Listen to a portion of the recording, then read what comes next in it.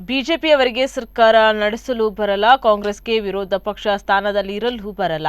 ನಾವು ವಿರೋಧ ಪಕ್ಷದಲ್ಲಿರಲಿ ಲಾಯಕ್ ಇಲ್ಲ, ಬಿಜೆಪಿ ಸರ್ಕಾರ ನಡೆಸಲು ಲಾಯಕ್ಕಿಲ್ಲ ಎಂದು ವಿಧಾನ ಪರಿಷತ್ ಸದಸ್ಯ ಸಿಎಂ ಇಬ್ರಾಹಿಂ ಹೇಳಿದ್ದಾರೆ.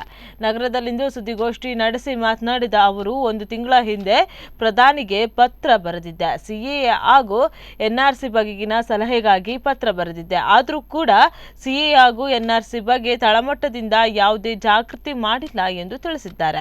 ಸಿಎಎ ಬಗ್ಗೆ ಸಲಹಾ ಸಭೆಯ ಮಾತುಕತೆ ನಡೆಸಲು ಪತ್ರ ಬರೆದಿದ್ದೆ. ಮತೀಯ ಅಲ್ಪಸಂಖ್ಯಾತರು ಎಂದು ತೆಗೆದು ಅಲ್ಪಸಂಖ್ಯಾತರು ಎಂದು ನಮೂದಿಸುವಂತೆ ಸಲಹೆ ನೀಡಲಾಗಿತ್ತು. ಪತ್ರ ಬರೆದ ಹಿನ್ನೆಲೆಯಲ್ಲಿ ಪ್ರಧಾನಿ ನರೇಂದ್ರ ಮೋದಿ ಕಚೇರಿಯಿಂದ ಉತ್ತರ ಬಂದಿದೆ. ಈ ಬಗ್ಗೆ ಕೇಂದ್ರ ಸರ್ಕಾರದಿಂದ ಸಕಾರಾತ್ಮಕ ಸ್ಪಂದನೆ ಸಿಕ್ಕಿದೆ ಎಂದು ಅವರು ಹೇಳಿದ್ದಾರೆ. ಸಿಎಎ ಎನ್ಆರ್ಸಿ ಹಿನ್ನೆಲೆಯಲ್ಲಿ ಮೊನ್ನೆಯಷ್ಟೇ ಪ್ರಧಾನಮಂತ್ರಿಗಳ ಕಚೇರಿ ಸಚಿವ ಜಿತೇಂದ್ರ ಸಿಂಗ್ ಜೊತೆ ಮಾತುಕತೆ ಮಾಡಿದ್ದೇವೆ. ನಿನ್ನೆಯಷ್ಟೇ ಅಮಿತ್ ಶಾ ರಾಜ್ಯಸಭೆಯಲ್ಲಿ ಎನ್ಆರ್ಸಿ ಸಿಎಎ ಬಗ್ಗೆ ದಸ್ತಾವೇಜುಗಳನ್ನು ಕೇಳಲ್ಲ ಎಂದು ಹೇಳಿದ್ದಾರೆ. ಇದು ಕೇವಲ ಬಾಯಿ ಮಾತು ಆಗಬಾರದು, ಸರ್ಕಾರದಿಂದ ಸುತ್ತೋಲೆ ಹೊರಡಿಸಬೇಕು ಎಂದು ಆಗ್ರಹಿಸಿದರು.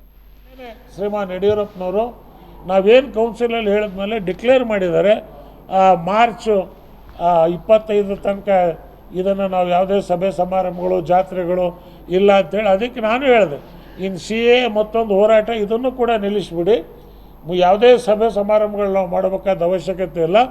ನಮಗೆ ದೇಶದಲ್ಲಿ ಆರೋಗ್ಯ ಮತ್ತು ಈ ಪಿಡುಗೇನಿದೆ ಅಂತ ಹೇಳಿದ್ರೆ ವಿಸ್ತರಿಸಬಾರ್ದು. ಅದಕ್ಕೆ ಅದನ್ನು ಇವತ್ತು ನಾವೆಲ್ಲ ಹೋರಾಟ